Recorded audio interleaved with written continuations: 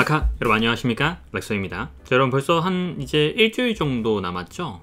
미키 17 개봉까지 말이죠. 봉준호 감독이다 보니까 상당히 많은 관심을 국내에서 받고 있긴 한데, 저는 사실 막 영화를 그렇게 많이 보진 않거든요. 책만 좋아하지. 근데 이제 아무래도 기대작이고 하다 보니까 영화 한다길래 관심이 생겨서 지난번에 1월쯤에 이미 미리 좀 읽어봤어요. 아닌가 12월에 읽었나? 좀 이때를 위해서 리뷰를 미리 해놓으면 좀 도움이 되지 않을까, 조회수가 조금이라도 나오지 않을까, 이런 생각에 리뷰를 좀 해볼까 하는데, 그래서 에드워드 슈턴의 미키 7을 가지고 오늘은 좀 이야기를 해볼까 하거든요. 참고로 요 미키 7은 두 권입니다. 하나 그냥 미키 7과 미키 7 반물질의 블루스로 총 두 권으로 이루어져 있습니다. 각각을 읽으셔도 상관없다고 하기에는 사실상 그냥 하나의 작품으로 보시는 게 훨씬 맞아요. 그래서 그냥 1편, 2편 혹은 상하 정도로 생각하시면 될 것 같습니다. 근데 여러분들은 이 봉준호 감독의 영화 미키 17? 뭐라고 부르나요? 미키 17이라고 부르시나요? 아니면 미키 17이라고 부르나요? 이건 항상 미키 7이라고 하잖아요. 미키 7이라고 안 하고. 이 발음이라는 게 참, 영화는 미키 17이라고 하고 이거는 미키 7이라고 할까? 아닌가? 나만 그런가? 아무튼 여러분들은 미키 17이라고 하실지 미키 17이라고 하실지 궁금하긴 한데, 오늘은 이 작품에 대해서 이야기를 하긴 하지만 뭐 스포는 일단 하지 않는 선에서 말씀을 드릴 거고요.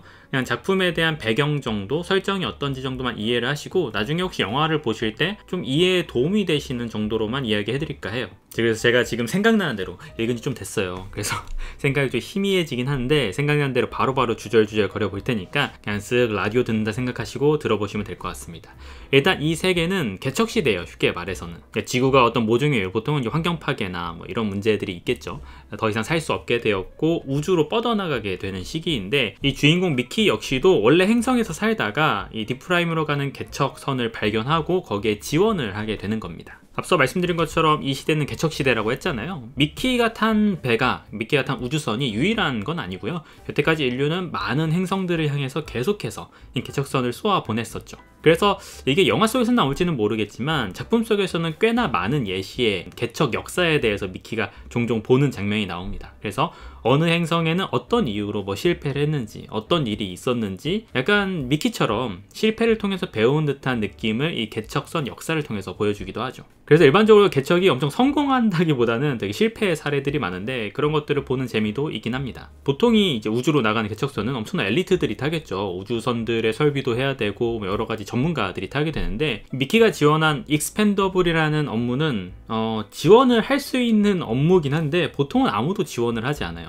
왜 그러냐면은 영어 그대로 뜻이 소모품이란 뜻이거든요. 이 익스펜더블이 된다는 것은 본인의 유전 정보를 모두 컴퓨터에 업로드해서 이 험난한 개척 상황에서 가장 위험한 임무에 바로바로 투입이 되는 존재입니다. 그리고 죽으면 다시 뽑아요. 또 죽으면 다시 뽑고. 그렇기 때문에 이 작품의 제목이 미키 7인 것은 미키가 이미 여러 번 뽑혔다는 뜻이고, 봉준호 감독 영화가 제목이 미키 17인 것은 그만큼 앞에 16명의 미키가 있었다는 뜻이기도 하겠죠. 물론 저는 궁금하긴 해요. 왜 미키 7에서 미키 17로 제목을 바꿨을까? 그냥 7을 좀 맞추기 위해서 10만 더한 건가? 아니면 뭐 각본상의 어떤 특정한 이유가 있나? 이런 것들이 궁금하긴 한데 그건 영화를 봐야 알 수도 있겠죠. 아무튼 이렇게 소모품으로 여겨지는 관계로 보통은 아무도 지원을 하지 않고요. 흉악범 중에서 한 명을 뽑아서 징병을 하는 형태로 많이 기용이 돼요. 근데 미키가 여기에 대뜸 저 익스펜더블 지원할래요 이렇게 하고 들어와 버린 거죠. 그러니까 얼마나 어이가 없겠어요. 그걸 지원한다고? 너 제정신이야? 언제든 버려지고 언제든 죽을 수 있는 이것을 지원을 한다고? 영화 속에서는 미키가 이런 선택을 할 수밖에 없었던 게 어떻게 표현될지 궁금하긴 한데, 뭐 나름의 다 사연이라는 게 있지 않겠습니까?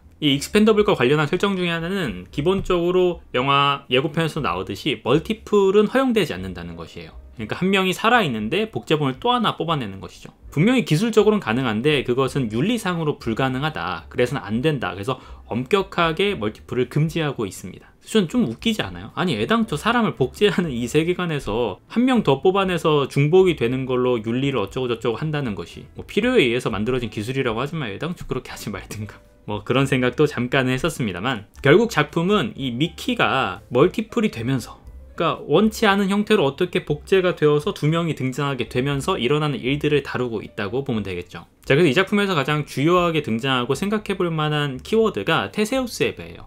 테세우스의 배라는 것은 쉽게 말해서 배가 출항을 하면서 하나하나 부품들을, 나무 판자를 교체하고, 그러면 하나 교체했을 때 여전히 테세우스의 배인가? 똑같은 배인가? 그럼 두 개를 교체하면, 그리고 이윽고 나아가다 배의 모든 부품들을 다 교체하면 그래도 이전과 똑같은 배라고 할 수 있는가? 바로 이러한 문제를 지적하고 이야기해보는 것이 이 테세우스의 배 개념인데요. 미키가 처한 이 익스펜더블이 처한 상황과 상당히 비슷하죠. 똑같은 존재이긴 하지만 똑같은 기억을 갖고 있고 똑같이 생겼고 똑같은 유전 정보를 갖고 있지만 과연 복제된 존재가 그 전의 존재와 같다고 할 수 있는가? 아마 작품을 읽으시면서 또 영화를 보면서 계속하게 생각하게 될 주제일 것입니다. 또 하나 작품의 설정상 이 익스펜더블에 대해서 알고 가시면 좋은 것 중에 하나는 이들에 대한 인식이 그렇게 좋지 않다는 것에 있어요. 별 생각이 없는 사람들도 있긴 하지만 약간 이 세계에서는 어떤 부류의 사람들은 이 익스펜더블을 상당히 혐오한다고 볼 수 있습니다. 그래서 이들을 피하고 말도 안 나누려고 하고 자기와 같은 인간으로 보지 않으려는 경향도 있기도 해요. 사실 작품 속에서는 사령관인 마샬이 바로 그런 부류의 사람인데 이게 영화 속에서는 조금 캐릭터가 다르게 표현되는 것 같기도 하더라고요. 그 정체성은 유지하되 아마 독재자라는 컨셉으로 가게 되는 것 같은데 이 점이 좀 재미있는 것 같아요. 영화와 작품의 가장 큰 차이 중에 하나가 아닐까 싶거든요. 작품 속에서 마샬은 미키를 분명히 좋아하진 않고 그리고 계속해서 미키와 부딪히는 인물이긴 해요. 그런데 이것은 마샬이 나쁜 인간이어서가 아니라 기본적으로 이는 원칙주의자거든요. 그래서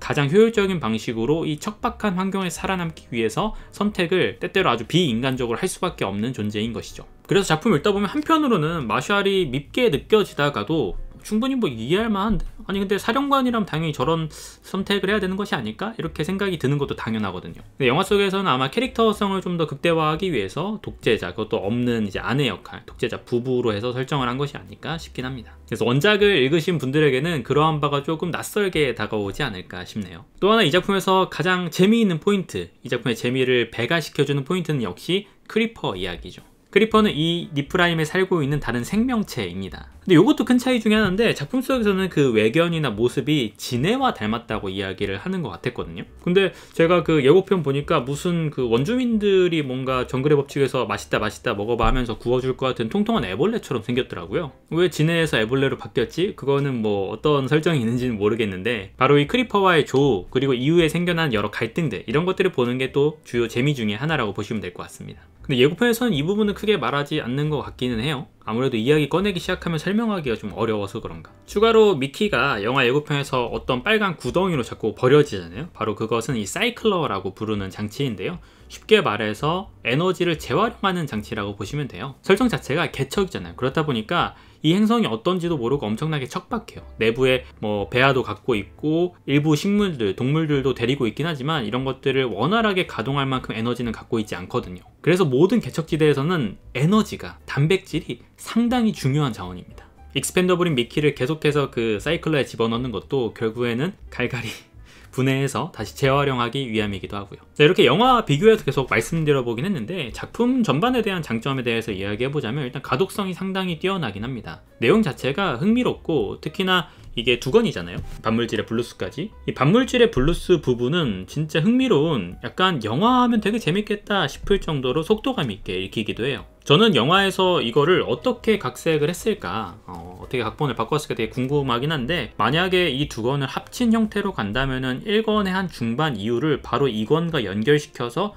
쭉 진행하지 않았을까 싶기도 해요. 제가 앞서서 이게 하나의 작품이라고 봐야 된다고 했잖아요. 왜냐면 1권만 딱 읽으면 어떤 생각이 드냐면 왜 이렇게 끝나지? 뭐야 이게 한창 막 재밌어지려고 하는데 왜 이렇게 덜 닦은 것만 이렇게 끝나버리지? 이런 느낌이 들거든요. 그러다 보니까 2권까지 쭉 저는 한 번에 읽으시기를 추천드리기도 하는 것이고 영화상으로 나타나면은 1권의 중반부터 딱 잘라서 가지 않을까 이렇게 조심스럽게 생각을 해보기도 합니다. 저는 또 하나 궁금한 것 중에 하나가 사실 이 작품 읽으면서 조금 불만까지는 아닌데 왜 이럴까 싶었던 부분 중에 하나가 이 작품 속에 여러 캐릭터들이 등장하잖아요. 이 개척선이 아무래도 크기가 천차만별이거든요. 작은 개척선도 있지만 되게 큰 개척선도 있어서 엄청 큰 개척선 같은 경우는 정말 많은 인원들이 거주하다 보니까 서로가 서로를 보지도 못하거나 잘 알지 못하는 경우도 많아요. 그런데 아무튼 이 미키가 만나는 이 니프라임의 개척선에서의 인물들은 하나같이 말투가 와 대화하기 싫다라는 생각이 드는 사람들이 좀 많아요. 이게 뭐 미국식 유머라서 그런 건지는 모르겠는데 말만 하면 자꾸 틱틱대고 자꾸 비꼬고 뭐랄까 F들이 이 세계에 살았다면 분명히 상처받고 기후 환경 때문이 아니라 마음의 상처 때문에 골골 앓다가 죽지 않았을까 이럴 생각이 들 정도로 왜 이렇게 다들 인정머리가 없고 말을 이렇게 삐뚤게 하지라는 생각이 들기도 했었거든요. 영화 속에서는 이 캐릭터들이 다 나오긴 할지 또 어떻게 표현될지 그것도 궁금하긴 합니다. 자, 이렇게 좀 간단하게 제가 미키 세븐을 읽고 나서 영화를 혹시 미리 보실 분들에게 좀 도움이 될 만한 이야기들을 잠깐 해봤는데요. 사실 기초 정도 배경이 되는 것들이라서 그렇게 특별하게 새로운 것은 없을 수 있긴 한데, 뭔가 또 이 이상 말하면은 괜히 스포를 원치 않게 해버릴 수도 있으니까